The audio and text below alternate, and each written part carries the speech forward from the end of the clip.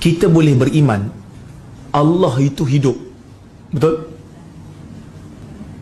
Ada tak dalam makhluk ni yang hidup tanpa jisim? Ada?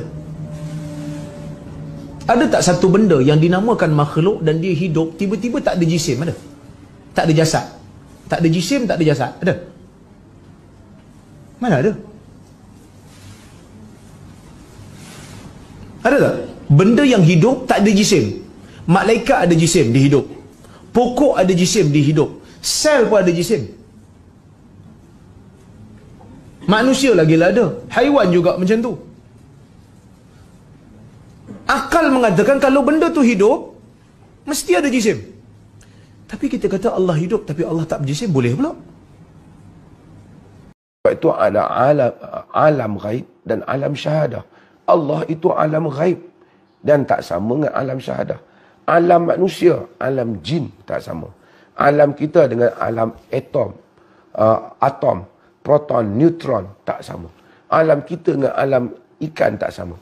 Bagaimana alam ghaib, masalah bawah, atas dan seumpamanya, tidak sama dengan makhluk.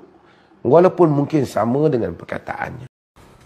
Sejauh mana kita kena belajar bab tauhid? Cukup sekadar kita yakin Allah itu satu dan melihat bukti pada alam sudah cukup? Jawabnya tidak cukup pada zaman sekarang. Belajarlah sampai kita mengenal Allah, apa yang wajib, apa yang mustahil, apa yang harus. Kemudian kita belajar perkara-perkara yang merosakkan akidah. Kerana ramai sungguh, banyak sungguh ni benda yang rosakkan akidah. Ustaz cakap, doktor PhD cakap, doktor PhD cakap agama. Dia kata Tuhan itu jenis berjisim, jenis ada tubuh. Sesat dah. Padahal ramai orang share perkataan dia. Tuhan itu mesti ada jisim. Tiap yang hidup mesti ada jisim, mesti ada tubuh. Macam mana Tuhan hidup tak ada tubuh? Kataan itu kufur, keluar daripada akidah yang benar. Bukan orang ngisap cakap, doktor PhD. Kalau seorang lagi tarah mufti ada, dia kata Tuhan ini alam ghaib. Makna kalau dalam bab akidah kufur, keluar daripada Islam. Kenapa? Kerana menisbatkan Tuhan sebagai makhluk. Alam ni makhluk. Apa makna alam?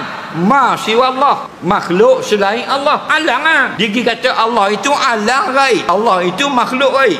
Makhluk, alam makhluk ah. Mana jahil, mufti jahil lagi. Dah bayang ngisyak, lagilah jahil. Bayang mak repik, lagilah jahil. Seorang mufti, seorang PhD, doktor, jahil lagi. Itu mana belajarlah sungguh-sungguh, biar kita faham sungguh apa yang wajib, apa yang mustahil bagi Allah yang harus. Kemudian perkara-perkara, pandangan-pandangan yang menyesatkan yang terlalu banyak di akhir zaman ini.